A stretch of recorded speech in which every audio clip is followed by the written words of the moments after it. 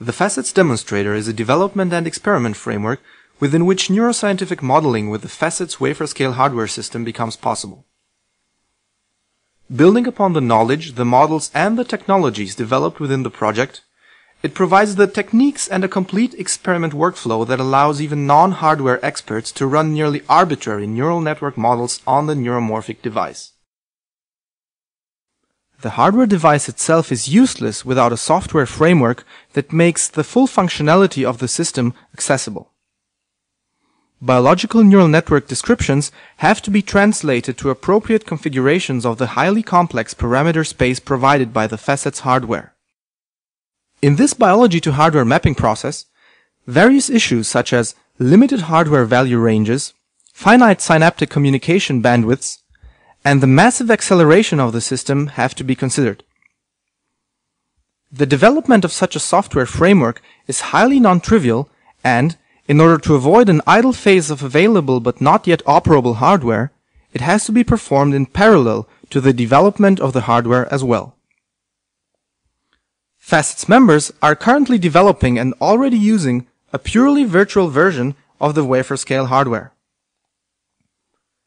The highly detailed software model of the future system captures its full hardware-specific configuration space and all relevant functionality.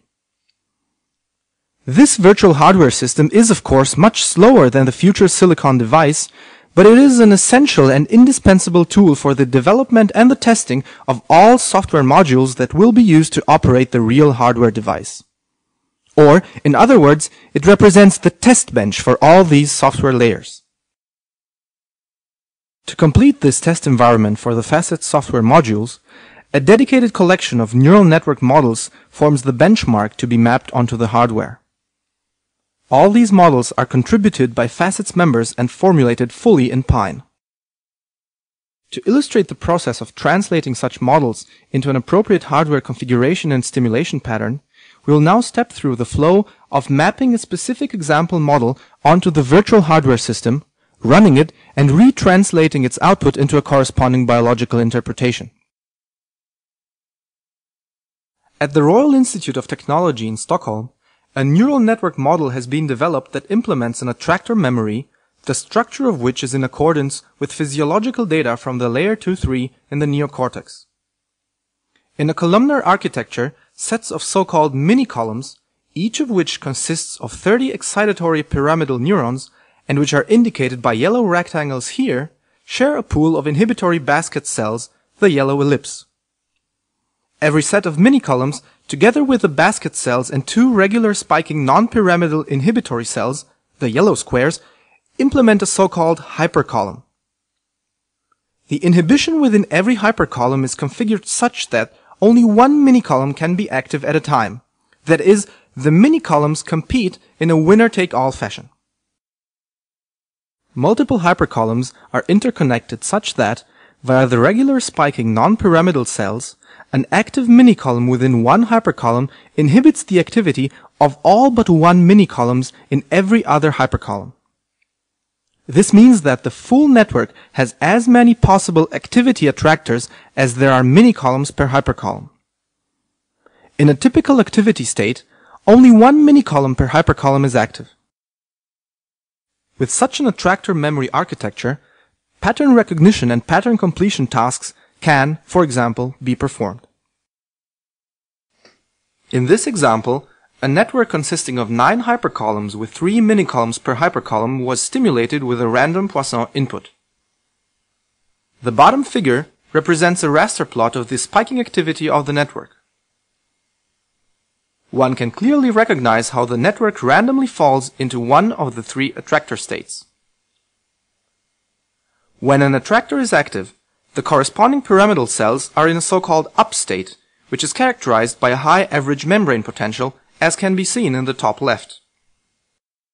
By choosing the average membrane potential of all the pyramidals belonging to an attractor as one coordinate in a space of dimensionality equal to the number of attractors, in this case 3, one can visualize the temporal evolution of the network state as a trajectory in phase space.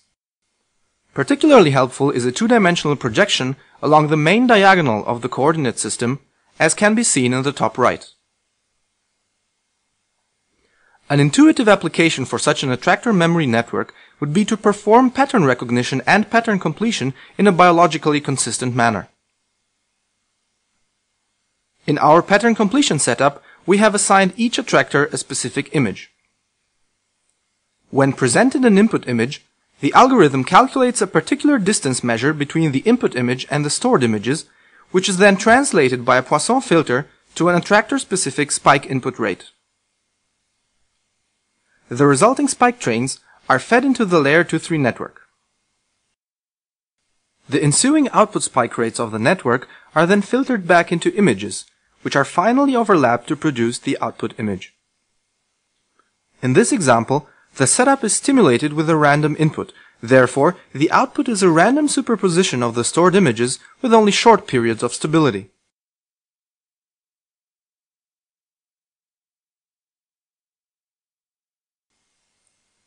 When presented with a distorted version of a stored image, the network will jump into the attractor state which corresponds to the stored, undistorted version of the input.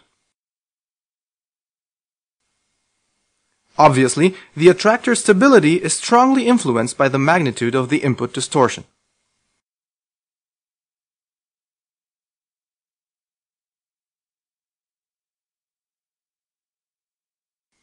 When, for example, presented an image which resembles two stored patterns equally, the attractor network will constantly jump between two stable states.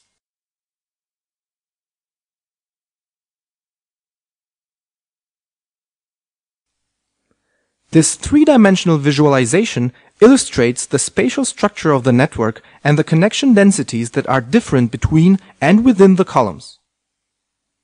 We now want to map this network of neurons, which is fully described using the meta-language Pine, onto the two-dimensional silicon substrate of a FACETS wafer system while conserving the network structure and functionality. Therefore, the mapping software implements a stack of processing layers that performs a sequence of processing steps with the Pine layer on top and the hardware at its bottom. The real neuromorphic device can be easily replaced by the virtual hardware system. This allows to already test and enhance all of the above software layers while the final wafer system is still under development. The higher-level software interprets the Pine code and extracts all relevant information about the model. The biological network described by this script is internally unfolded into a graph representation. Neural nodes are interconnected by synapse edges, and all biological parameters for cells and connections are stored in this hierarchical node structure as well. A second graph captures the full hardware system with its wafers, its multi-layer connection infrastructure, and its configurable neuron and synapse circuits. The key feature of this two-graph framework is that it provides an optimal basis for any algorithm that then draws so-called mapping edges between biological and hardware entities. These intergraph assignments represent the guidance grid along which all further translations between biological parameters and the hardware configuration are performed. The hardware graph shown here is just a very simplified schematic. The real graph structure has a very complex hierarchical structure and contains the full massive configuration space inherent to the wafer scale system.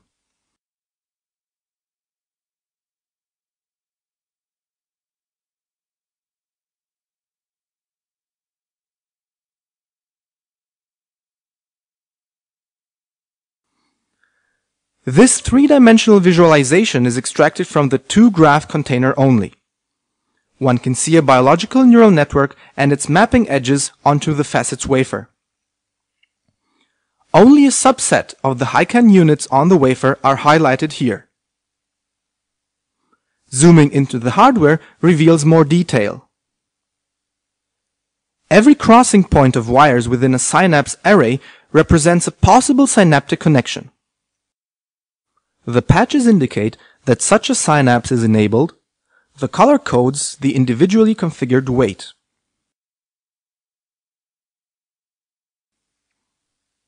The visualization also shows individual neurons with their connections to the synaptic arrays and to the intra-wafer communication bus structure.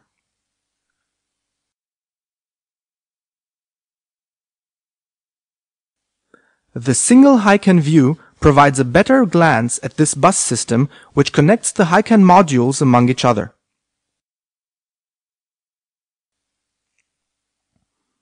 The placing of a given network of biological neurons onto the hardware system has to be performed such that the communication bandwidth between the individual hardware units is minimized.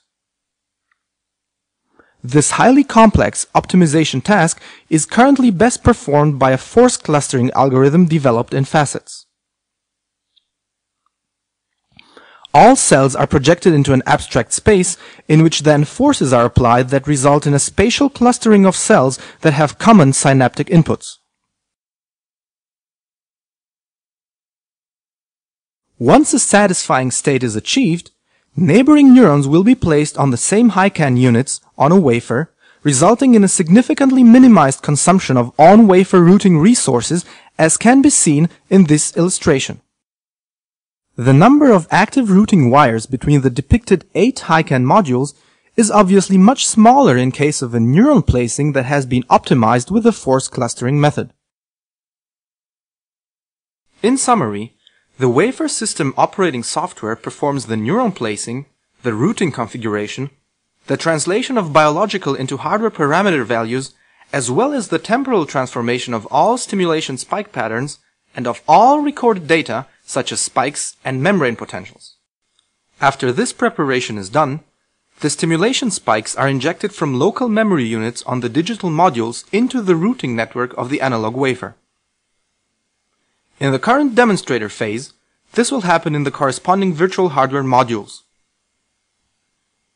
Any resulting spike activity within the VLSI neurons or the virtual VLSI neurons, respectively, can then be recorded back into the memory units. One of our most recent results was the successful mapping of the attractor memory architecture to the latest version of the virtual hardware. Although the system simulation is still in a preliminary state of development, the virtual wafer scale version of the network already exhibits the characteristic attractor dynamics. This promising result is a major step towards the envisioned concept of universal neuroscientific modeling with a neuromorphic hardware device.